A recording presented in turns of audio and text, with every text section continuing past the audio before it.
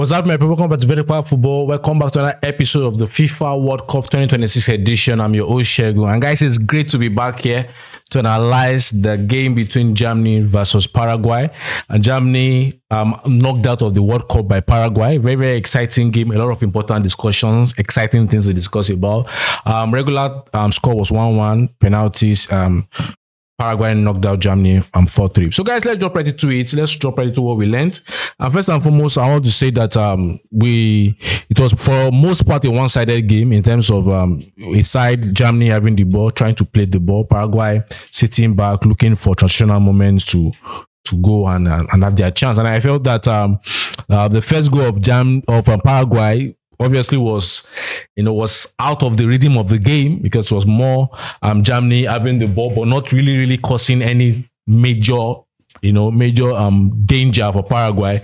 And Paraguay also had a very good moment where there was a slip up by the defense of Germany, slip up by the likes of Mecha, and Paraguay got their goal. So but let's go into a lot more in terms of what we saw. First and foremost, Germany obviously, as we know, would set up in their 3-1-6 shape. The likes of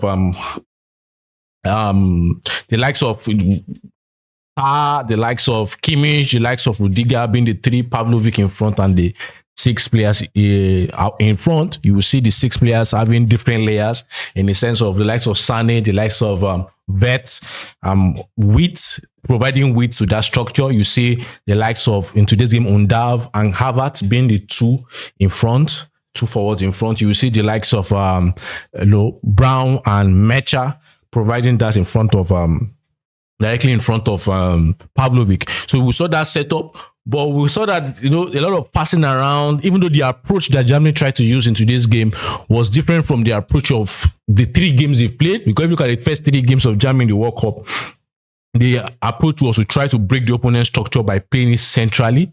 But we saw that beginning of the game, they tried a new approach in terms of we're not going centrally, we're going through the wings.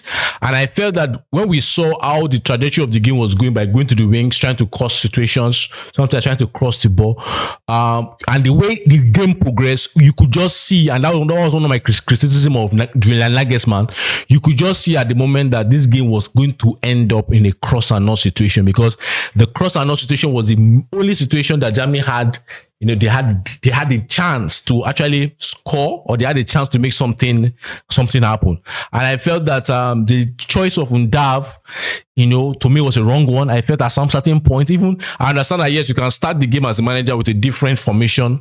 Hopefully, if it doesn't work, you can change at halftime.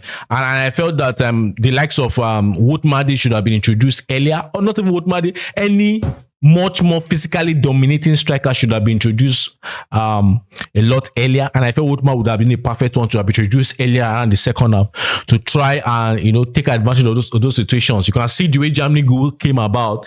It was also in that situation of the likes of Wirtz crossing to Havertz, and so Germany needed to capitalize more on those moments in terms of crossing and nodding. And I felt I don't know if they did not identify that early enough, or they stuck to, we want to play to the sides or try and find situations where I felt what they should have done was capitalize on that moment where they crossed and not. So I felt that was a very big thing on their own side.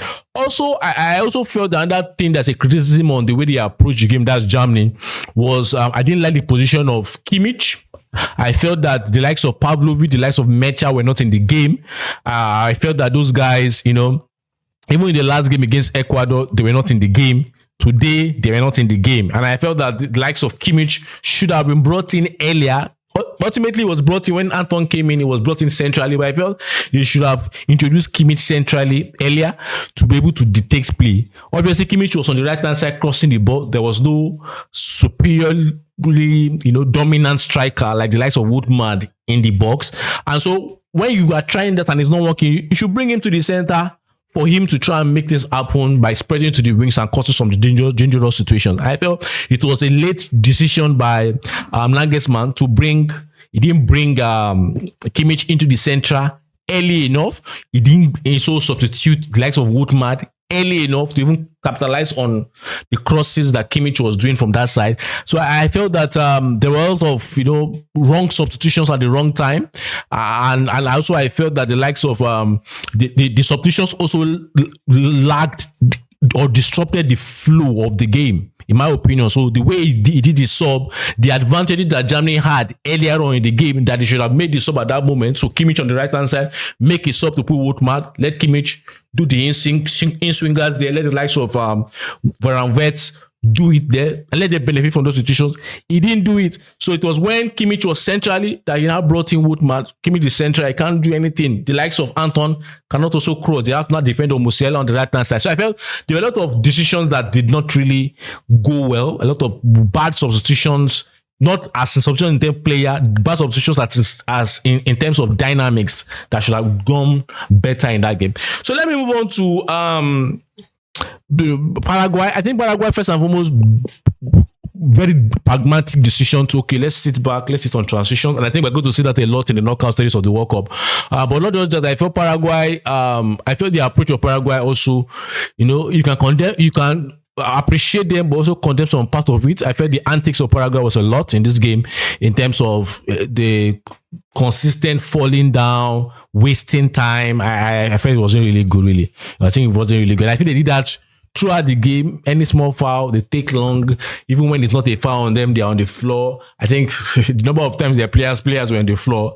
I think for the benefit of the game, because I think that's one of the first messages that FIFA is passing around, is that they want the game to be much more in play. And I felt Paraguay wasted a lot of time in terms of falling down, taking too much on the ground, just trying to waste time in general. And I felt that should stop. That should really stop.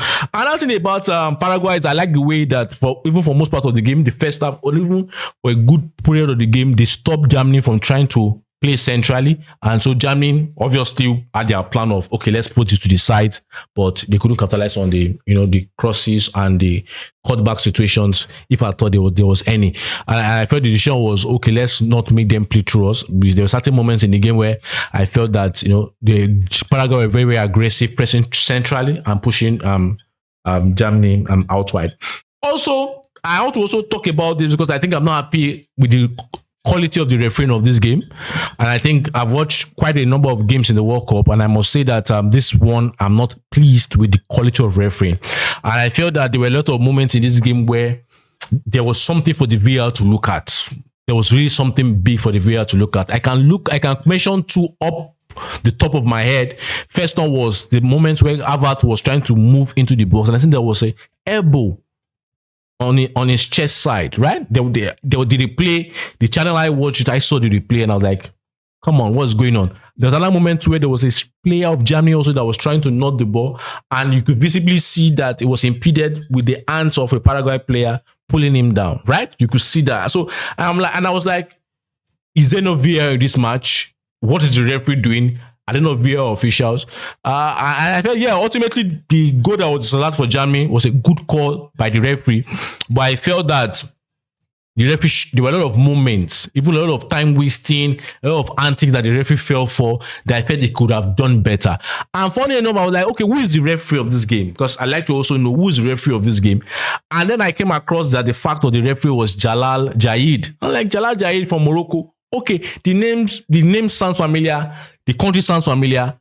And I was like, okay, let me go and check. Hope it's not the same referee that refed the AFCON third place between Nigeria and Egypt. And to my shock, it's the same referee that refed the AFCON third place between Nigeria and Egypt, which I also, if the video is available, I criticize the quality of the referee there. And I'm also asking to condemn the quality of the refereeing in today's game in certain those moments. There are even more than two moments, but these are the two moments that stuck to my head. And I'm like, what exactly is going on? I don't think that guy, Jalal Jaid, with due respect, I don't think he's good enough to ref at the World Cup because of the abysmal experience I've had in terms of seeing what he ref in the AFCON third place. And the question now behoves to, the question is now pushed to FIFA. Why is he a referee in the World Cup? Is he as competent as you think he has actually tried to tell us he is? Because I doubt it. I doubt if that guy is as competent as he appears. Because obviously, as I said earlier, what he did in the third place. And I'm shocked that he's there. And I think I don't know how people choose the referees really. I don't know if it's a a representative quota in terms of from certain continents some referees must come. But really, in terms of competence, I did not think the referee, the way I saw it, I didn't think the referee was in charge of that game for most parts. I felt at certain moments you felt the game was slipping out of his hands. Certain moments falling to the traps and the antics of certain players. Decisions that should have been reviewed, the VR should have called his attention to it. I felt they did not. And for me, I just felt the game. I didn't really feel the vibe that the referee was in charge of that game. And for me, I'm not pleased with that really. So ultimately, I believe Germany deserved to go home. I think they did not make use of the dynamics a lot. They had certain opportunities to attack in a certain way. As I said earlier, they did not do that. And ultimately, if you don't, make use of those opportunities, anything is possible in a penalty shootout game. And I think sad for them, but I think kudos to Paraguay for winning the game on penalties and going to the next round, really. So, guys, let me have your opinion on this game. Germany versus Paraguay. Paraguay knocked out Germany in the penalty shootout. Let me have your opinion about it. What did I say you agree with? What did I say you didn't agree with? Let's have a discussion in the comment section. Don't forget to like, don't forget to subscribe, and also don't forget to share. Until I see you next time. Bye.